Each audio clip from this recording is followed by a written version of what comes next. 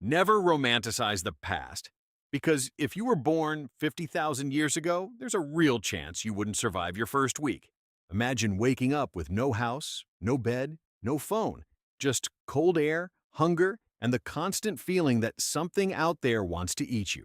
In this video, you're not watching history, you're living it.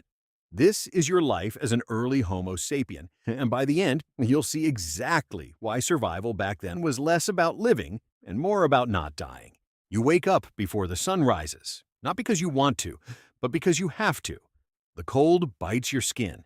There's no blanket, just animal hide if you're lucky. Your body aches from sleeping on the hard ground. You're not alone, though. Around you, your small group, maybe 20 to 30 people, slowly stirs. These are your people, your safety, your only chance at survival. There's no breakfast waiting, no kitchen, no snacks. If you don't find food today, you don't eat. Simple as that.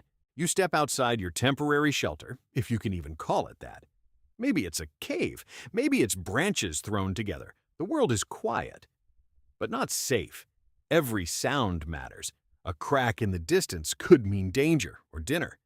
Your entire life revolves around one thing: survival. Let's talk about the problems you face every single day. Number one, no guaranteed food. There are no grocery stores, no leftovers. You and your group have to hunt animals or gather plants. And hunting. It's not easy. Imagine chasing a wild animal with nothing but a sharpened stick. You could spend hours tracking something, only to fail. And when you fail, you don't eat. Some days you might go completely hungry. Hunger isn't just uncomfortable, it's normal. Number two, you are not the top predator. Today, humans sit at the top of the food chain. Back then, not even close. Big cats, wolves, and other predators see you as prey. If you wander too far alone, you're taking a huge risk. At night, it's even worse. You hear sounds in the dark and you don't know what's out there. Your fire helps, but it doesn't guarantee safety. Number three, injury equals danger. Twist your ankle? That's a problem. Break a bone? That could be the end. There are no hospitals, no medicine. Even a small cut can get infected. Your body has to heal on its own, and if it doesn't, that's it. You rely heavily on your group to help you, but even they can only do so much. Number four, the weather is your enemy. Too cold? You suffer. Too hot? You suffer. Rain, storms, droughts, there's no escaping it. You can't just stay inside. You live in nature, and nature doesn't care about your comfort. Entire groups can die from extreme weather if they don't adapt fast enough. Number five, constant movement. You don't stay in one place. Once food runs out, you move. That means carrying everything you have, which isn't much, walking for miles, finding a new shelter, new dangers, new unknowns. There is no home as we think of it today. Number six, disease and sickness. You don't understand germs. You don't know why people get sick. Someone in your group starts coughing, then gets weaker, then dies. You can't fix it. You just watch it happen and hope you're not next. Number seven, raising children is extremely hard. If you have kids, keeping them alive is a full-time challenge. They're vulnerable. They can't run fast. They can't defend themselves. Every moment you're protecting them from hunger, from cold, from predators. And yet, despite all of this, you keep going because humans are incredibly adaptable. You've learned to use tools, not fancy tools, but enough to make a difference. Sharp stones for cutting, spears for hunting, fire for warmth and protection. Fire is everything. It keeps predators away.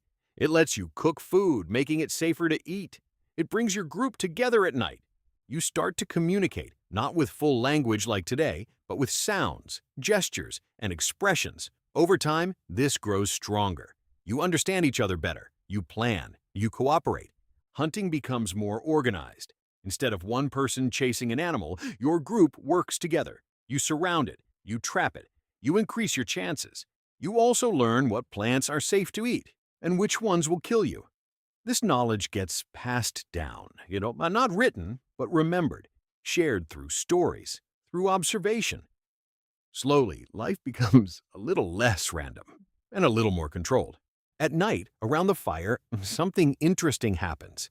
You're not just surviving, you're thinking. You look at the sky. You notice patterns. You remember places. You start to feel things beyond just hunger and fear. You form bonds, friendships, maybe even early forms of love. You begin to tell stories. Stories about hunts, about danger, about things you don't understand. These stories matter. They teach, they warn, they connect your group. And then something changes. This is the key moment. You're no longer just reacting to the world. You're shaping it. Instead of running from animals, you outsmart them. Instead of fearing the dark, you control it with fire. Instead of living moment to moment, you start planning. This shift is everything. Because it's the beginning of what makes humans human. Your brain becomes your greatest tool, not your strength, not your speed, your ability to think, adapt, and work together. Over generations, these small changes add up. Better tools, better communication, better strategies. You survive, not easily, not comfortably, but consistently enough to continue. And that's the point. Your life as an early Homo sapien isn't about comfort. It's about endurance. Every day is uncertain. Every decision matters. Every mistake can cost you everything. But you're not weak. You're one of the toughest versions of a human that has ever existed. You don't quit because quitting isn't an option. You don't wait for help because help isn't coming. You rely on yourself and your group and your ability to adapt. And somehow, through all of this, your kindness makes it.